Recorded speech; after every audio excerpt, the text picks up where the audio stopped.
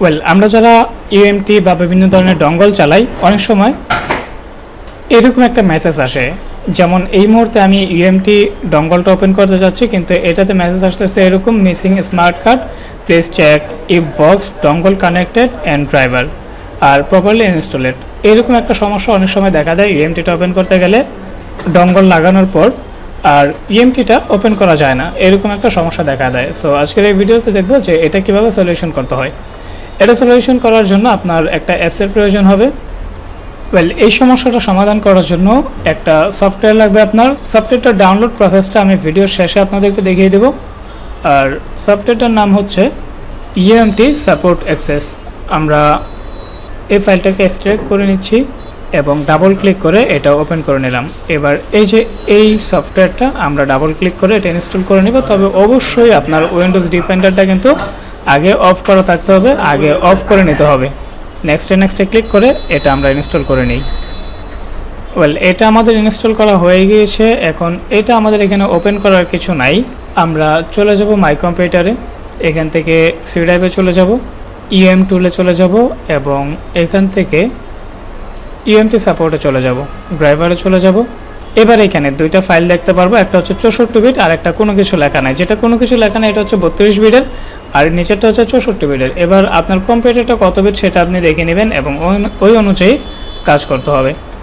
আমাদের কম্পিউটারের বিটটা হচ্ছে 64 বিট। এবার আমরা 64 বিটের এই নিচেরটা ইনস্টল করে নেব। আর যদি আপনারটা 32 বিটের হয় তাহলে চোখ বন্ধ করে উপরেরটা ইনস্টল করে নেবেন। ফিনিশ। আমাদের এটা ইনস্টল করা হয়ে গিয়েছে। এবার আমরা এই ইউএমটিটা ওপেন করে দেখি যে ওপেন হয় কিনা। আচ্ছা, আমাদের এই সমস্যাটা এখনও হচ্ছে। এখন যদি আবারও এই সমস্যা হয় তাহলে আপনাকে হচ্ছে কম্পিউটারটা রিস্টার্ট করতে হবে। আর ইউএসবি রিডাইরেক্টর এইরকম যে সমস্ত সফটওয়্যারগুলো আছে এগুলো আনইনস্টল করে দিতে হবে, এগুলো কিন্তু অ্যালাউ না ইউএমটির ক্ষেত্রে। আর তারপরে যদি এরকম সমস্যা হয় তাহলে বুঝতে হবে আপনার ইউএমটিটা এক্সপায়ার হয়ে গেছে, সেটা অ্যাক্টিভ করে নিতে হবে। আমি পুরো প্রসেসটাই দেখাবো। তার আগে আমি এখানে আরও একটা সফটওয়্যার ইনস্টল করব, সেটা হচ্ছে ইউএমটি কার্ড ম্যানেজার। এটা আমি ডাউনলোড করে নিই ইউএমটির অফিসিয়াল সাইট থেকে এবং এই জিপ ফাইলটাকে ভেঙে এটাকে আমি ইনস্টল করে নিই। ইউএমটি কার্ড ম্যানেজারটা ডাবল ক্লিক করে ওপেন করে নিলে ওপেন হয়ে গিয়েছে। এবার আপডেট কার্ড কাউন্টারে ক্লিক করলে এইখানে আমাদের 12 তারিখে এটা কিন্তু এক্সপায়ার হয়ে গিয়েছে। আমাদের এখন এটা অ্যাক্টিভেশন করে দিলেই কিন্তু ওকে হয়ে যাচ্ছে। অ্যাক্টিভেশন করার জন্য ইউএমটির এই সিরিয়াল নাম্বারটা কপি করে নিলাম। এবার আমাদের সার্ভারে চলে যাব। সার্ভারে আমার অ্যাকাউন্ট লগ ইন করা আছে। লগ ইন থাকা অবস্থায় প্লেস অ্যান্ড অর্ডার থেকে সার্ভার সার্ভিসে আমি বর্তমানে রয়েছি। এখানে আমি সার্চ করে দেবো ইউএমটি, লিখে সার্চ করে দেওয়ার পর এবার ইউএমটির সার্ভিসগুলো চলে আসছে। এখান থেকে UMT box dongle yearly activation এখানে ক্লিক করে এখানে ইউএমটির এসএন নাম্বারটা পেস্ট করে দিয়ে আমি প্লেস অ্যান্ড অর্ডারে ক্লিক করে দেব। আমার অর্ডারটা হয়ে গিয়েছে। এবার এই অর্ডারটা সাকসেস হওয়ার পালা। অর্ডারটা এখন ওয়েটিং অ্যাকশনে আছে। ওয়েটিং অ্যাকশন থেকে যাবে প্রসেসিংয়ে। প্রসেসিং থেকে যখন এটা সাকসেস হয়ে যাবে তখন কিন্তু আমরা আমাদের ওই টুলটা লগ ইন করতে পারবো, 100% ওপেন করতে পারবো। অলরেডি প্রসেসিং চলে গেছে। এখন সাকসেস হওয়া পর্যন্ত আমরা একটু অপেক্ষা করি।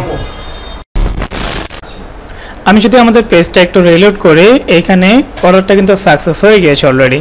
জাস্ট 5 মিনিটের মধ্যে আমাদের অর্ডারটা সাকসেস হয়ে গিয়েছে। 1 বছরের অ্যাক্টিভেশন হয়ে গিয়েছে, যেটা 15 মার্চ 2026 পর্যন্ত অ্যাক্টিভ থাকবে। এবার আমি যদি একটু এখানে কার্ড ইনফোটা চেক করি, যেটা দেখতে পারতেছেন সানডে 15 মার্চ 2026 এটা এক্সপায়ার হবে, যেটা কিন্তু এই টুলসের মধ্যে লেখা আছে। এবার এখান থেকে আমি কার্ড আপডেট করে দিই এবং এখন আমি এটা ওপেন করি।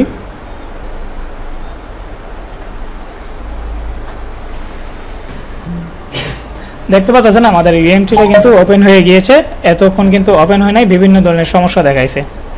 সো দেখতে পারলেন কীভাবে খুব ইজিলি আমরা একটা ইউএমটির এরর প্রবলেমটা সলিউশন করে প্লাস ইউএমটি ডঙ্গলের অ্যাক্টিভেশন পর্যন্ত দিয়ে দিলাম।